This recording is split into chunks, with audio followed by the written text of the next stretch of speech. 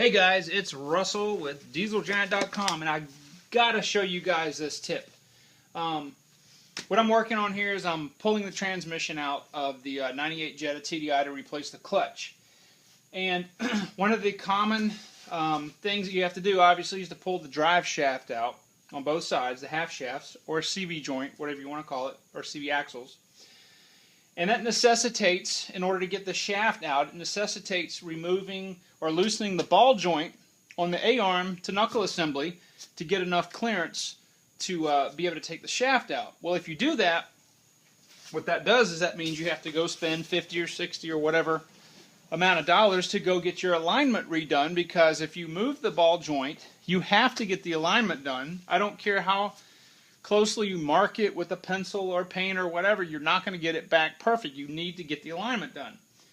I've never seen anybody do this, so I'm like, look, there's got to be a way to get this out, the CV axle out, without having to remove the ball joint, because I don't need an alignment. The alignment's perfect on here, and I just don't want to spend the extra hassle. So, very quickly, do this, okay? Remove this bracket. There's a bracket, takes a 10mm nut that gives you some extra clearance on the brake line.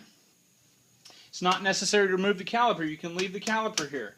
I have not touched the ball joint. I have not touched the sway bar linkage. I have not touched the steering linkage. Okay, I've loosened but not completely removed the inboard bolts to the axle shaft, just because I was under there and I went ahead and did that. The 30mm nut that goes on the end of the axle shaft here was removed. Now, the key is to remove these two bolts. There's a bolt here and a bolt that goes here that holds the knuckle to the strut assembly. This is how you get your clearance. All right, leave everything connected. Just pull this out. Okay, nothing's going to happen. I've turned the wheel a little bit to the right, and then you just push your axle shaft out,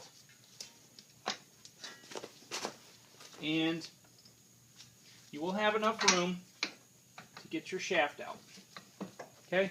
Now obviously this is still bolted, but again, I have not at all done anything to my ball joint. My ball joint has not been loosened.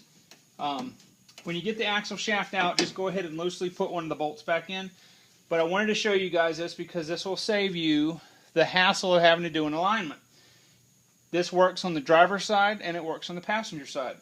It's actually easier to do on the driver's side because the axle is so much shorter.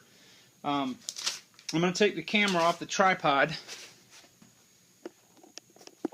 and just show you